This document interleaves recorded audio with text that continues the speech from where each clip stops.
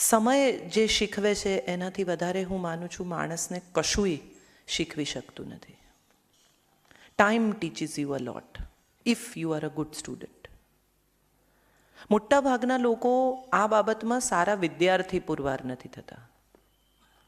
સમય ખૂબ શીખવે છે, ખૂબ સ્નેહથી શીખવે છે, કદીક કડક થઈને શીખવે છે, કદીક થપ્પડ મારીને શીખવે છે, કદીક અંગૂઠા પકડાવીને શીખવે છે. પ્રોબ્લેમ એ છે કે આપણે સારા વિદ્યાર્થી પુરવાર નથી થતા. એક અનુભવમાંથી શીખીને એવો જ બીજો અનુભવ ન થવા દેવો, એટલું પણ જો શીખી જઈએ હું માનું છું તો 80% સમસ્યાઓ સોર્ટ આઉટ થઈ જાય.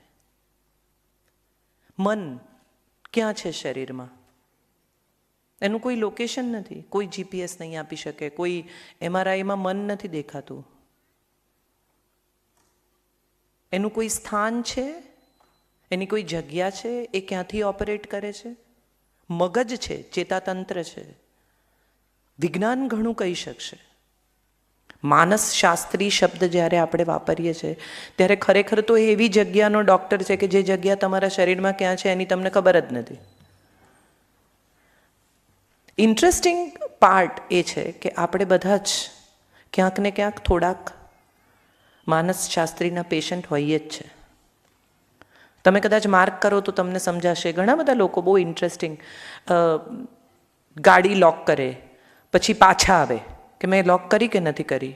ઘર લોક કરે પાછા આવે કે કર્યું કે નથી કર્યું. કબાટ લોક કર્યું કે નથી કર્યું. ઘણા બધા લોકો સૂઈ જાય, આમ જુએ કે પડદો વાંકો છે તો ઊભા થઈને સરખો કરીને પછી સૂઈ જાય. શું ફરક પડે પડદો વાંકો હોય કે સીધો હોય? કેટલા બધા લોકો આમ ગ્લાસ આડો થઈ ગયો હોય તો એને સીધો કરીને પછી સૂવે. ના ના, આડો ગ્લાસ નહીં. ઘણા બધા લોકો એઠા વાસણ મૂકીને સૂઈ ન શકે. ઘણા બધા લોકો પોતાની બેગ અમુક જ રીતે ગોઠવે. એમ નહીં હું કરીશ. ઘણા બધા લોકો તમને રસોડામાં દાખલ ન થવા દે. ઘણા બધા લોકો એમ કે અરે એ પીળા પોતાથી આમ સાફ નહીં કરવાનું, આ લીલા પોતાથી કરવાનું. શું ફરક પડે? કેટલી બધી સ્ત્રીઓ માળિયામાંથી બધી વસ્તુઓ ઉતારે પછી એવું નક્કી કરે કે હું કચરો ફેંકી દઈશ, અને પછી થોડા જ કલાકોમાં બધો જ કચરો એઝ ઇટ ઇઝ પાછો ઉપર ચડી જાય. કેમ? તો કે એની સાથે અટેચમેન્ટ છે. આ મારા સાસરાનો ગળો છે, આ મારા પિયરનું તપેલું છે. વરસમાં એક જ વાર નીચે ઉતરતી વસ્તુઓ પણ આપણે સાચવી રાખીએ છીએ. ફાટી ગયેલી સાડીઓ સાચવી રાખીએ છીએ, નહીં ફિટ થતા કપડાં સાચવી રાખીએ છીએ. ઓ આ તો મારું આમ મેમરી છે, આ તો આમ છે. નહીં ફિટ થતા બ્લાઉઝ પણ કે આ તો લગ્નનો બ્લાઉઝ છે. શું ફરક પડે તમને વસ્તુઓ સાચવીને? અને એમાંથી કેટલી વસ્તુઓ તમારી સાથે તમે જેમ જીવો છો, જે કરો છો એમાં કામની છે. એવી કેટલી બધી વસ્તુઓ આપણે મનના માળિયામાં પણ સંગ્રહી રાખીએ છીએ કે જે કદાચ વરસમાં એકવાર પણ નીચે નહીં ઉતરતી હોય. આપણી બધી સારામાં સારી ક્રોકરી બીજા લોકો માટે છે. આપણે કોઈ દિવસ સારામાં સારી ગોલ્ડ પ્લેટેડ ક્રોકરી કાઢીને જમ્યા હોય એવું યાદ છે તમને? કોઈ આવવાનું હોય તો ધડાધડ આપણે બધું બહાર કાઢીએ. કેમ? તો કે કોઈ આવવાનું છે. What happens to all of us is rather we have come to a society of approval. સામેનો માણસ શું કહેશે, શું વિચારશે, તમારું શું જજમેન્ટ લેશે, તમારી શું ઇમેજ બનાવશે, એના ઉપર આપણી જિંદગી ટકી છે. અને જો આપણે ધારેલી ઇમેજ એણે ન બનાવી તો આપણને લાગે છે કે આપણી ઇમેજ ડિસ્ટ્રોટ થઈ ગઈ. એની મમ્મી ગુજરી ગઈ, એના બીજા દિવસે સાહેબ બોલવા આવી ગયેલી. ઘરમાં કોઈ નહોતું, અમે તો મળવા ગયેલા. That's all right. મારું ગ્રીફ મારે કેવી રીતે દૂર કરવું એ હું નક્કી કરીશ, તમે નહીં. હું માનું છું આ એમ્પાવરમેન્ટ છે. મારી પીડા હું તમારી સામે રડું તો જ સાબિત કરી શકું. મેં જે ખોયું છે એ હું તમારી સામે રડું તો તમે મને પાછું આપી શકવાના છો. અને જો નથી આપી શકવાના તો કેમ રડું તમારી સામે? મુરારી બાપુ બહુ સરસ કહે છે કે રડવું પણ એવા માણસ સામે જેને તમારા આંસુનું મૂલ્ય હોય, જેને સમજાય. अच्छा सा कोई मौसम तन्हा सा कोई आलम, हर वक्त का रोना तो बेकार का रोना है. એક મુકેશજીનું ગીત મને બહુ ગમે છે કે મેં જિંદગી મેં હરદમ રોતા ही रहा हूं. તો એમાં વાંક કોનો? તમને કોઈએ ના નહોતી પાડી હસવાની? અને જે લોકો સ્માઇલ કરે છે એને કોઈ પીડા નથી એવું માની લેનારાથી મૂર્ખ બીજા કોઈ નથી. ચાર્લી ચેપ્લિને કહ્યું કે હું તો વરસાદમાં ચાલવા નીકળી જાઉં છું જ્યારે બહુ દુઃખી થાઉં ત્યારે. મારા આંસુ અને વરસાદ ભેગા થઈ જાય તો કોઈને ખબર ન પડે. મજબૂત હોવાનો દાવો પણ મોંઘો પડે છે ઘણીવાર. તમારો ફેસ બહુ બ્રેવ હોય, તમે બધાને એવું દેખાડવા માંગો કે મને તો કોઈની પડી નથી, મને તો કોઈની જરૂર નથી. પછી સમજાય કે બધાની જરૂર છે. સૌથી અગત્યનું છે, બાકીના લોકો એક્સપર્ટ્સ છે, તમારી સાથે વાત કરશે, હું તો માત્ર અનુભવ શેર કરું છું. પણ સૌથી અગત્યનું એ છે કે તમારી જાત સાથે મિત્રતા કરો, તમારી જાતને ઓળખો, તમારી જરૂરિયાત સમજો.